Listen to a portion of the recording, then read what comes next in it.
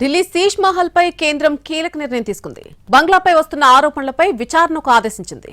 సమగ్ర విచారణ జరిపి నివేదిక తయారు చేయాలని సూచించింది. అరవింద్ కేజ్రీవాల్ సీఎంగా ఉన్నప్పుడు అధికారిక నివాసంగా చెప్పుకునే శీష్ మహల్ పునరుద్ధరణలో భారీగా అవకతవకలు జరిగాయని బీజేపీ మొదటి నుంచి తీవ్రంగా ఆరోపించింది. దీనిపై కేంద్రం విచారణకు ఆదేశించింది.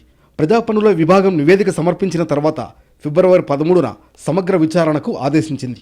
6 ఫ్లాగ్ స్టాఫ్ రోడ్లో 40,000 చదరపు గజాల విస్తీర్ణంలో ఉన్న ఈ బంగ్లా ఆధునికీకరణ కోసం నిబంధనలు ఉల్లంఘించారనేది బీజేపీ ప్రధాన ఆరోపణ. దీనిపై సమగ్ర విచారణ జరిపి వివరణాత్మక నివేదిక తయారు చేయాలని కేంద్రం ఆదేశించింది. ఆప్ జాతీయ కన్వీనర్ అరవింద్ కేజ్రీవాల్ సీఎంగా పనిచేసిన సమయంలో సివిల్ లైన్స్లో ఆయన అధికారిక నివాసం ఏర్పరచుకున్నారు. దాదాపు 80 కోట్ల రూపాయలతో మరమ్మతులు చేపట్టారని చెబుతున్నారు. Golden commode, swimming pool, mini bar వంటివి ఏర్పాటు చేసుకున్నారని బీజేపీ నేతలు ఆరోపిస్తున్నారు. ఈ బంగ్లాను పునరుద్ధరించడంలో పెద్ద స్కామ్ జరిగిందని వారంటున్నారు. దేశ రాజధానిలో సర్కారును ఏర్పాటు చేశాక ఈ ఇంట్లో ఉండబోమని బీజేపీ నేతలు చెబుతున్నారు. ఢిల్లీ అసెంబ్లీ ఎన్నికల్లో ఈ శీష్ మహల్ కూడా ఒక విన్నింగ్ ఫ్యాక్టర్ అయిందని కమలం పార్టీ నేతలు విశ్లేషిస్తున్నారు.